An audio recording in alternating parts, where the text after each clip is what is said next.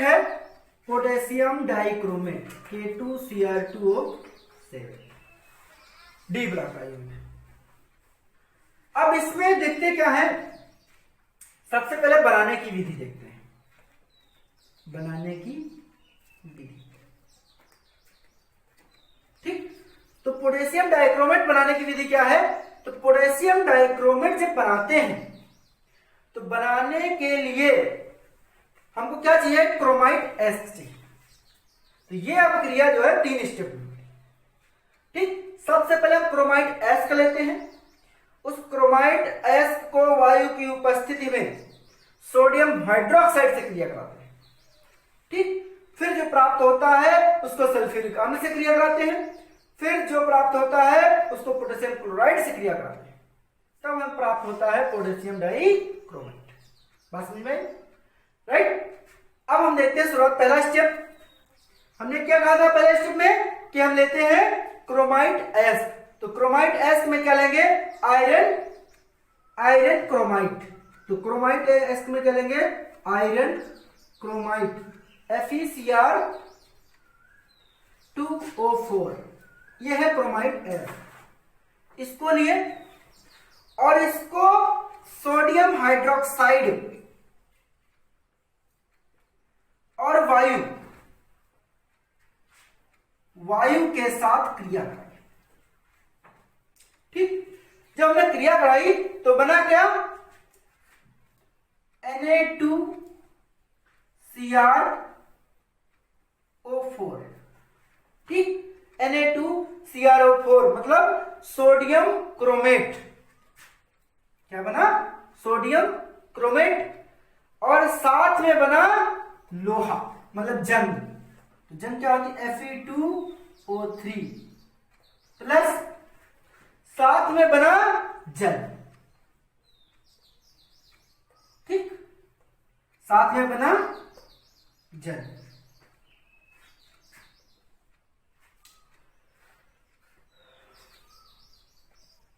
ठीक, अब हम देख लेते हैं अगला। तो ये पहला स्टेप था कि क्रोमाइट एस के लिया, आयरन क्रोमाइट, उसमें हमने सोडियम हाइड्रोक्साइड और वायु के साथ क्रिया कराई तो सोडियम क्रोमेट बना, साथ में बना आयरन ऑक्साइड और जल। ये हो गया पहला स्टेप। अब हम दूसरा स्टेप देखते हैं। दूसरे स्टेप में क्या करेंगे, ये जो हमारा सोडियम क्रोमेट है, इस सोडियम क्रोमेट को लेंगे। तो क्या लेंगे, Na2Cr O4। ठीक, सोडियम क्रोमेट लेंगे और सोडियम क्रोमेट को छान लेंगे और छान कर इसे सल्फ्यूरिक अम्ल से क्रिया कराएंगे, छान कर इसे सल्फ्यूरिक अम्ल से क्रिया करा देंगे। ठीक, जब सल्फ्यूरिक अम्ल से क्रिया कराएंगे तो बनेगा क्या, सोडियम डाइक्रोमेट Na2Cr2O7। ठीक, साथ में बनेगा sodium sulphate Na2SO4, sodium sulphate, और साथ में बनेगा जल। अब यहां हो गया सोडियम डाइक्रोमेट। इस सोडियम डाइक्रोमेट को पोटेशियम क्लोराइड से क्रिया कर देंगे। इस सोडियम डाइक्रोमेट को, तीसरा स्टेप, सोडियम डाइक्रोमेट को पोटेशियम क्लोराइड के साथ अपकृत कर देंगे। ठीक, जब सोडियम डाइक्रोमेट को पोटेशियम क्लोराइड के साथ अपकृत कर देंगे तो हमें क्या प्राप्त होगा, पोटेशियम डाइक्रोमेट प्लस साथ में बनेगा NaCl। ठीक, तो ये हमारा यौगिक बनके तैयार। बात समझ में आई। अब हम बात कर लेते हैं इसके गुणों की। तो सबसे पहले भौतिक गुण आते हैं। तो भौतिक गुणों की बात करें तो इसका सबसे पहला गुण है यह एक नारंगी लाल क्रिस्टल ठोस पदार्थ। सोडियम डाइक्रोमेट, पोटेशियम डाइक्रोमेट है, यह नारंगी लाल क्रिस्टली ठोस है। इसका गलनांक 396 डिग्री सेल्सियस होता है। ठीक, यह ठंडे जल में अल्पविलेय है तथा गर्म जल से ठंडे जल में धीरे धीरे घुलेगा, गर्म जल में आसानी से घुल जाएगा, तथा एल्कोहल, ठीक, एल्कोहल में अविलेय नहीं घुलेगा। अब इसके बाद बात कर लेते हैं पोटेशियम डाइक्रोमेट के रासायनिक गुणों की। पोटेशियम डाइक्रोमेट के रासायनिक गुणों की बात करते हैं। तो रासायनिक गुणों में पहला रासायनिक गुण क्या आता है? यदि हम पोटेशियम डाइक्रोमेट को सल्फ्यूरिक अम्ल के साथ क्रिया करा दें, मतलब K2Cr2O7 को हम सल्फ्यूरिक अम्ल के साथ क्रिया करा दें, ठीक, तो बनेगा क्या? K2SO4 potassium sulphate plus Cr2SO4 का होल थ्राइस, और बनेगा जल, और प्लस में बनेगा 3 नवजात ऑक्सीजन बनते हैं, ठीक। अब इस नवजात ऑक्सीजन के कारण ये जो पोटेशियम डाइक्रोमेट है ये ऑक्सीकारक गुण प्रदर्शित करता है, मतलब किसी भी चीज में डाल दो उसका कर देगा ऑक्सीकरण, ठीक। अब दूसरा पॉइंट देखते हैं, दूसरे पॉइंट में क्या है? अगर इसको हाइड्रोक्लोरिक अम्ल से क्रिया करा दें, अगर हम इसको हाइड्रोक्लोरिक अम्ल से क्रिया करा दें, ठीक, तो जब हम हाइड्रोक्लोरिक अम्ल से क्रिया कराएंगे तो बनेगा क्या? तो इससे बनता है potassium chlorochromate, potassium chlorochromate type का एक लवण बनता है, ठीक। पोटेशियम क्लोरोक्रोमेट टाइप का एक लवण बनता है, तो इसका सूत्र 2KCrO3Cl प्लस H2O, ठीक। अगला पॉइंट तीसरा देखते हैं। अगर हम पोटेशियम डाइक्रोमेट को, मतलब K2Cr2O7 को क्या करें? पोटेशियम हाइड्रोक्साइड के साथ गर्म करें, पोटेशियम हाइड्रोक्साइड के साथ गर्म करें, तो बनेगा क्या? बनेगा 2K2Cr2O4, 2K2Cr2O4, साथ में बनेगा जल, ठीक। तो इसका नाम याद रखना, इसका नाम क्या है? Potassium chlorochromate. पोटेशियम क्लोरोक्रोमेट एक लवण है, ठीक। ये होगा इसके रासायनिक गुण। अब इसके बाद हम बात करते हैं इसके उपयोग की, ठीक, उपयोग की बात करते हैं। तो उपयोग में क्या है? इसका सबसे पहला होता है उपयोग रंगाई में, कैलिको प्रिंटिंग में, ठीक, चर्म उद्योग में, क्रोम टैनिंग में, कार्बनिक रसायन में, ऑक्सीकारक के रूप में। बात समझ में आई? ये इसके मुख्यतः उपयोग हैं। प्रयोगशाला में होता है, ऑक्सीकारक के रूप में होता है, प्रिंटिंग में होता है।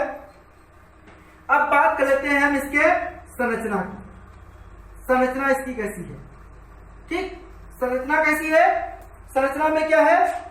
2K प्लस बाहर आ जाता है, एक बड़ा ब्रैकेट होता है, क्रोमिल, और इधर ऑक्सीजन, इधर Cr, ठीक, डबल O इधर, इधर डबल O, इधर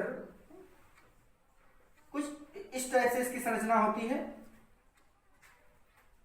ये माइनस और ये माइनस, ठीक। तो 1 2 3 4 5, इधर एक होगा और एक ये, ठीक।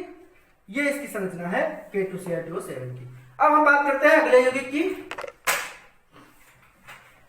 अगला यौगिक है, तो अब तक आप लोगों ने पढ़ा पोटेशियम डाइक्रोमेट। अब बात करते हैं पोटेशियम परमैंगनेट की, ठीक। अब इस पोटेशियम परमैंगनेट की बात कर रहे हैं तो हम बात कर लेते हैं इसको पहले जानते कैसे हैं। तो पोटेशियम परमैंगनेट की बात करें तो बेसिकली जो पोटेशियम परमैंगनेट है पहले लाल दवा के नाम से जाना जाता था, जो कुएं में पानी की सफाई के रूप में प्रयोग किया जाता था। साथ ही बात करें इसके अगर बनाने की विधि की बात करें तो बनाने में करते क्या है? मैंगनीज डाइऑक्साइड लेते हैं, और मैंगनीज डाइऑक्साइड लेते हैं उसमें करते क्या है, पोटेशियम हाइड्रोक्साइड से क्रिया कराते हैं और इसके साथ इसको गर्म कर देते हैं। तो गर्म करने पे बनता है पोटेशियम मैग्नेट, साथ में बनता है जल। बात समझ में? तो इस तरह से ये बन जाता है पोटेशियम मैग्नेट और साथ में बनता है जल। इस पोटेशियम मैग्नेट की पर जब हम कार्बन डाइऑक्साइड प्रभावित करते हैं, पोटेशियम मैग्नेट पर जब कार्बन डाइऑक्साइड प्रवाहित करते हैं तो प्राप्त होता है हमें पोटेशियम परमैंगनेट, ठीक।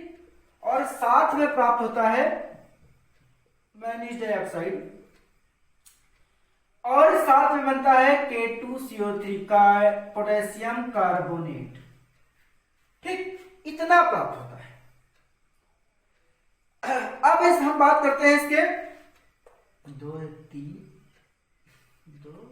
Manganese dioxide 2KNO4। तो अब बात कर लेते हैं साथ में यहां पे इसकी वैलेंसी की 3 2, ये सही है। तो इस तरह से हमें बन जाता है पोटेशियम परमैंगनेट, ठीक। अब इसके बाद हम बात करते हैं इसके रासायनिक गुणों की, ठीक। रासायनिक गुण से पहले भौतिक गुण देख लेते हैं। तो पोटेशियम परमैंगनेट के भौतिक गुण क्या है? ये पोटेशियम परमैंगनेट है, क्रिस्टलीय ठोस है, बैंगनी रंग का है और इसे जब जल में विलय है तो जल में जब घोलते हैं तो बैंगनी और गुलाबी कलर का, बैंगनी या गुलाबी रंग का विलयन देता है। तीसरी बात कह है कि ये जो है एक प्रबल ऑक्सीकारक की तरह कार्य करता है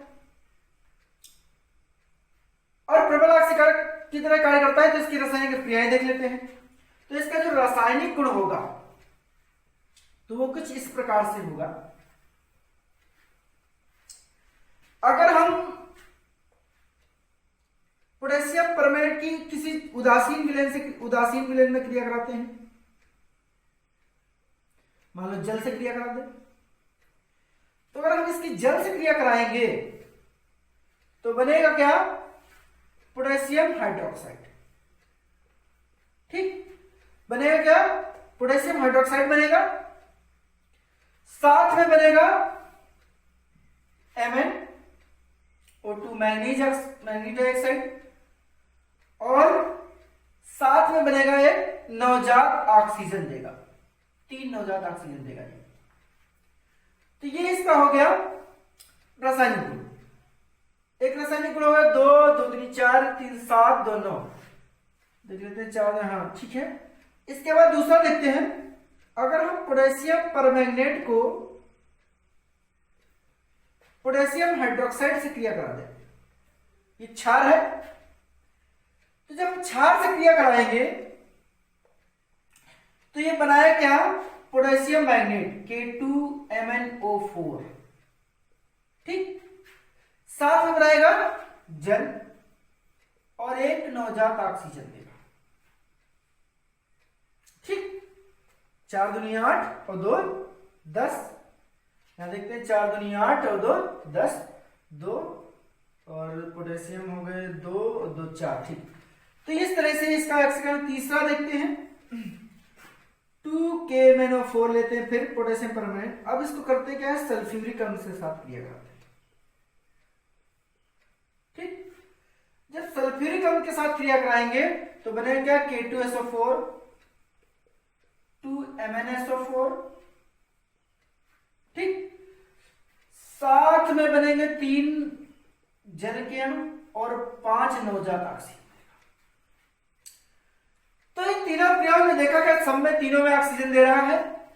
तो अगर तीनों में ऑक्सीजन दे रहा है इसका मतलब क्या है? एक प्रबल ऑक्सीकारक है, ठीक। ये तो हो गई इसके ऑक्सीकारक गुण की बात। अब हम बात कर लेते हैं इसके उपयोग। जो पोटेशियम परमैंगनेट है इसका उपयोग कीटाणुनाशक के रूप में किया जाता है, प्रयोगशाला में अभिकर्मक के रूप में, मतलब अगर किसी अभिक्रिया का ऑक्सीकरण करना है तो वहां पे इसका प्रयोग किया जाता है। अगर हमें बीज का शोधन करना है बीजों की गुणवत्ता की जांच करनी है, उनकी जीवन की क्षमता की जांच करनी है, वहां पे पोटेशियम परमैंगनेट का प्रयोग करते हैं। अगली बात कहें तो जो इसका अगर कहीं इसके प्रभाव की बात कहें तो अगर इसका त्वचा पे अगर ये पोटेशियम परमैंगनेट पड़ जाए तो वहां पे गुलाबी या लाल रंग का धब्बा बना देता है। तो ये रहे इसके कुछ गुण। अब हम बात करते हैं गुण और उपयोग। इसके बाद बात करते हैं ये जो पोटेशियम परमैंगनेट है इसकी संरचना कैसी होगी। संरचना की बात करें तो अगर इसका देखा जाए पोटेशियम परमैंगनेट जो आयनित होता है, अगर हम इसका आयनन करें KMnO4 अगर आयनित हो जाए तो बनाया K+MnO4-, कुछ इस टाइप में बनाएगा। तो इसकी संरचना की बात करें तो बनेगा K+ इधर हो जाएगा और Mn 2 ऑक्सीजन इधर बाइंड, इस तरह से कुछ अपनी संरचना को दर्शाएगा। ठीक, तो ये था पोटेशियम परमैंगनेट की संरचना और उपयोग और गुणों की बनाने की विधि और गुणों की बात।